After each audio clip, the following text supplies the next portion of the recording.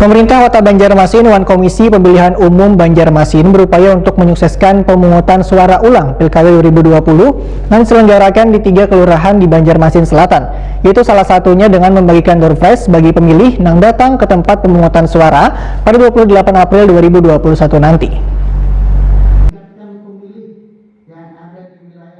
Pemerintah Kota Banjarmasin dan Komisi Pemilihan Umum Banjarmasin berupaya untuk menyukseskan pemungutan suara ulang Pilkada 2020 yang diselenggarakan di 3 kelurahan di Banjarmasin Selatan, yaitu salah satunya dengan membagikan door prize bagi pemilih yang datang ke tempat pemungutan suara pada 28 April 2021 nanti. PJ Wali Kota Banjarmasin Ahmad Pidayen Wahetakuni Prima TV Baisukan Selasa 20 April 2021 memandahkan bahwa ini masih memperhitungkan bentuk door prize yang akan diberikan agar bisa bermanfaat bagi warga. Menurut Ahmad Pidayen, door prize salah satu upaya untuk merangsang partisipasi pemilih datang ke TPS, apalagi pelaksanaannya bertepatan bulan Ramadan.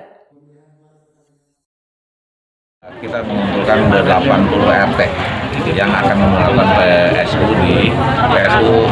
untuk wali kota dan wakil wali kota Banjarmasin. Jadi dalam rangka untuk peran aktif kawan-kawan selaku ketua RT untuk supaya warganya bisa berhadir maksimal nanti di tanggal 28 atau tepatnya di 16 Ramadan pada saat pemilihan suara ulang dengan di 80 TPS di 3 kelurahan.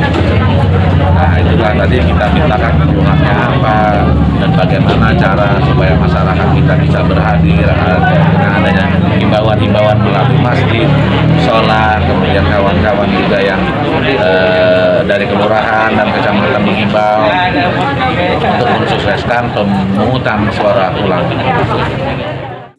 Sementara itu, sesuai putusan Mahkamah Konstitusi tentang sengketa Pilkada tahun 2020 di Banjarmasin, harus dilaksanakan PSU di 3 kelurahan di Kecamatan Banjarmasin Selatan, yaitu di Kelurahan Mantuil, Murung Raya, Wan Basiri Selatan. Ada sebanyak 29.056 jumlah daftar pemilih tetap yang akan memilih di 80 TPS.